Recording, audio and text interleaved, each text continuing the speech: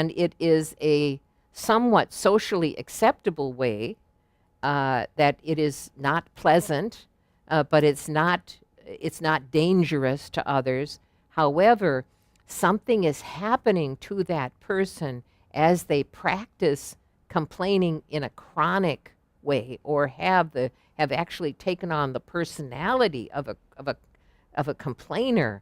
That person is, something is happening in their consciousness, and this is my point, that is going to be a huge obstacle to saving all sentient beings.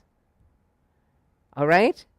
That, first of all, that these all sentient beings, or other people, or the neighbors, or whoever it is, they're wrong. You can't help people that you don't like. Right? That your dislike grows. The more you complain, the more your dislike grows for others.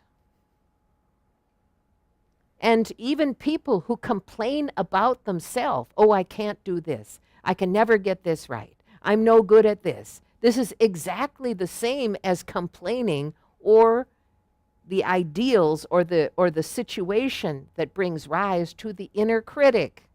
The inner critic is your complainer. If you suffer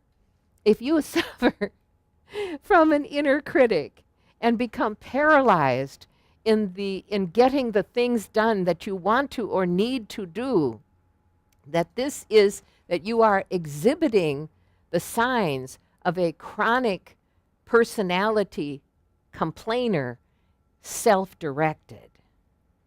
And it has a terrible eroding effect on your ability to have choices, because whatever choices you want, the inner critic says, no, you're wrong.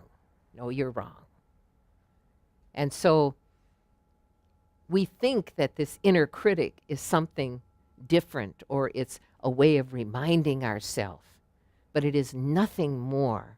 It is nothing more than experiencing the complainer directed at our own consciousness, sort of an autoimmune complaining. You can't do this if you want to evolve. This is part of the devolution process, okay? You might be the most gentle person on the face of the earth and be so violent to yourself inside that you cannot get the things done that you want to do. And so I say the personality of a chronic complainer to scare you, because if you become like that, that's not as easy to change as an occasional complainer. And they seem so innocuous, or it seems like everybody does it. And so when we do it, it's not like we're doing something bad or wrong. It's just sort of the way we see ourselves, all right? And as potential bodhisattvas, it won't work. You can't do that to yourself. Learning from experience is different than shaming and blaming ourselves for not being, what's the P word?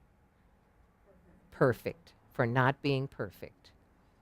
That your own ideal of what is perfect has nothing to do with how you deal with and interact with daily life.